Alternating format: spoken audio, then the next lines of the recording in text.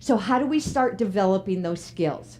How do we, if we open the door of a confinement education classroom, what is it that we would hope to see? How would we hope to see a teacher taking student profiles, taking classroom profiles, taking the nuances of a confinement environment and putting them all together to challenge our students?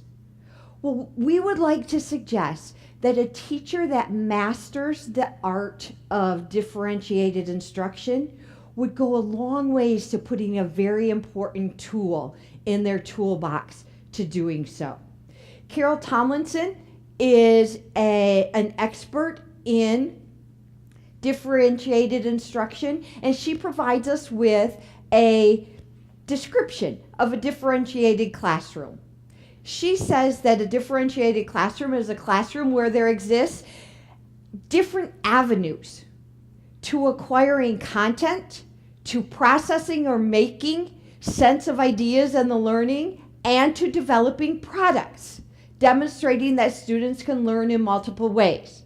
So things to remember: differentiation, it's about multiple avenues. It's about more than one way of doing something, which is so important for our kids. And it's about content, processing, and products. We're going to come back to those words.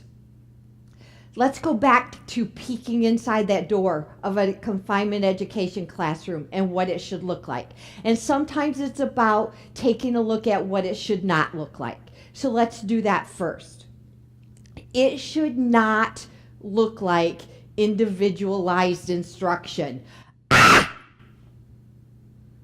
Individualized instruction. It's that strategy that everybody in confinement education program says is the strategy to use. Okay? And why do they say that? It's because all the kids are sitting in their own little spaces. They have their own folders. They have their own work. They don't have to talk to anybody else. And it's a safety and security dream. Problem is that it flies into the face of what we know about good learning theory. And learning theory says that learning is a social event. And that in order for kids to learn, there has to be a relationship between teacher and student, between student and student, between teacher, student, and the work. We would not see chaos in the classroom. This is also important for our juvenile justice counterparts, because they want to know that we are not advocating for anything that's going to jeopardize safety and security. That's a good thing, especially in our environment. All right? Instead, we're advocating for a classroom where the teacher, hopefully in partnership with our juvenile justice staff, is monitoring students who are operating under a preset set of classroom rules to complete a set of activities that were pre-designed to get to a set of objectives. We would also not see labeling of kids and having those students be stuck in those groups for life.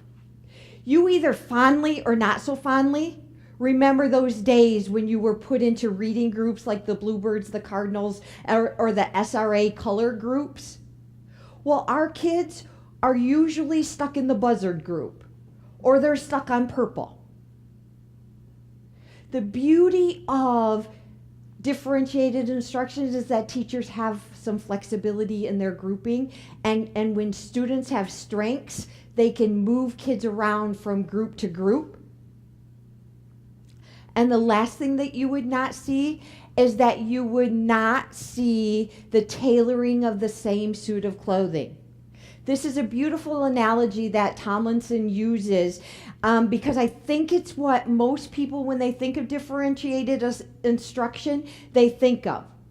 When she uses this analogy, it's kind of the analogy of everybody, like a group of people, and everybody trying on the same suit of clothing. and the tailor having to take it in a little bit for some people, let it out a little bit for other people, but everybody's wearing the same suit. And differentiated instruction is like that classroom teacher who's going to give everybody the same assignment, but depending on the level of the student,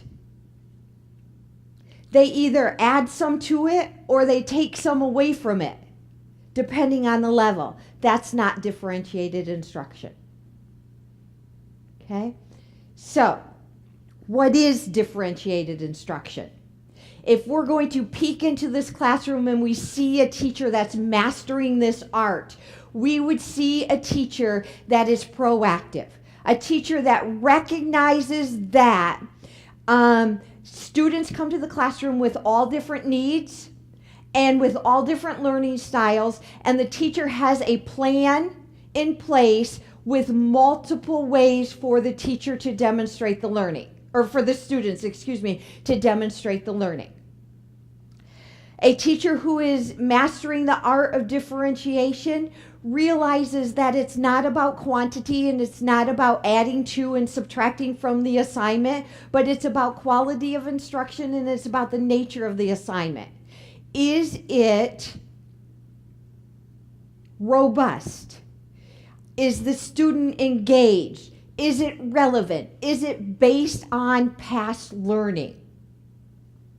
The teacher is also creating a sense of teacher-student connectedness. And they're doing this by varying the different instructional strategies.